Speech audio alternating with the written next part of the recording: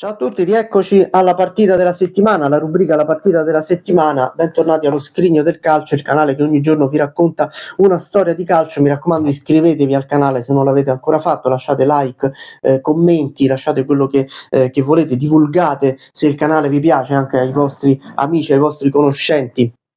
Mandategli il link del canale su WhatsApp, ormai ci sono tanti modi per divulgare ciò che ci piace su internet, e seguite anche i social Il Popolo del Calcio anni 90 sia su Facebook che su Instagram, e il blog Il Popolo del Calcio che vi aggiorna, oltre che su storie del passato, anche sugli approfondimenti sulle maglie. Stiamo andando verso l'estate, piano piano in estate le maglie ora iniziano a presentarle praticamente prima che finisca il campionato precedente, già presentano quelle del campionato successivo, e io vi porto tutte le immagini con le specifiche delle nuove maglie in anteprima, e anche qualche particolarità delle maglie del passato. Poi ci sono approfondimenti sulla Serie A attuale e sul fantacalcio, con le strategie per fare le rose e i consigli per le formazioni della settimana. Ma oggi parliamo di una partita di oltre 30 anni fa. Ogni settimana partiamo da una partita che si giocherà nel fine settimana di campionato, ricordandone una del passato, e oggi la scelta è caduta su Torino-Udinese, e vi voglio portare Torino-Udinese del 12 settembre del 1993, quindi stagione 93-94, quarta giornata. Per quale motivo?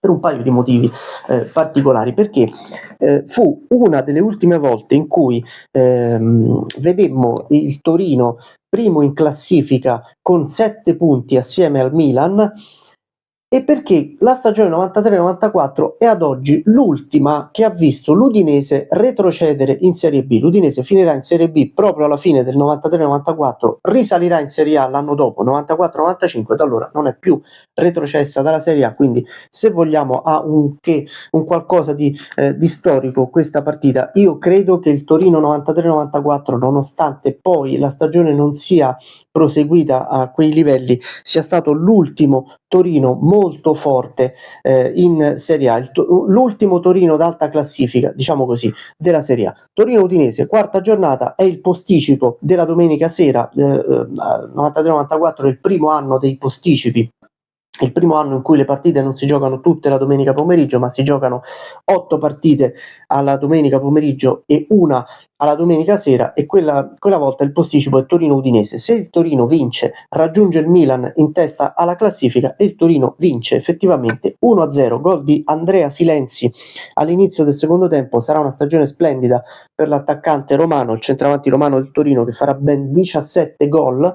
Questo gol è molto importante perché il Torino vince una partita non solo che lo riporta in testa alla classifica assieme al Milan, ma anche perché il Torino di Mondonico la vince con ben 7 titolari assenti, quindi ci sono 7 tra virgolette riserve che giocano e vincono questa partita. Ecco qui la cronaca, il tabellino del Guerin Sportivo di questo Torino Udinese 1-0, e potete vedere nelle poche immagini che ci sono in questo ritaglio, o meglio in questo articolo che conservo.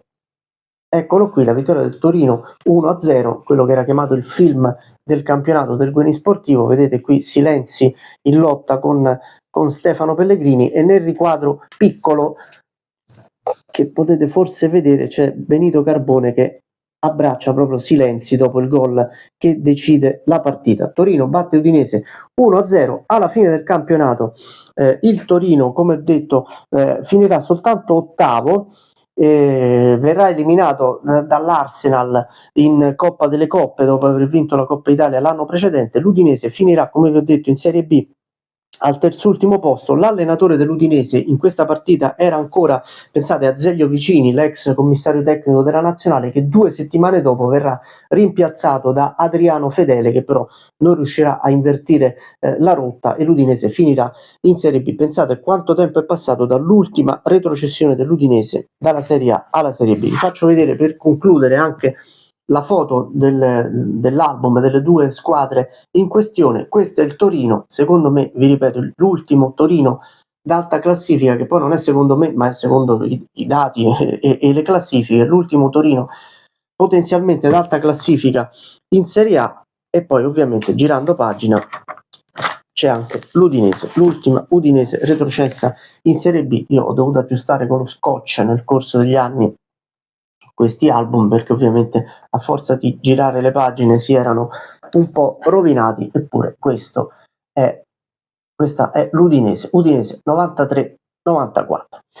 Questa è Torino-Udinese, vedremo come finirà Torino-Udinese di questa giornata. I tempi sono cambiati, le squadre pure. Oggi Torino-Udinese è fondamentalmente una partita di centroclassifica e nulla più. Mi raccomando, iscrivetevi al canale, io torno la settimana prossima con un'altra partita che si giocherà nel fine settimana di campionato e ne andrò a ripescare una del passato. Avanti tutta, ciao!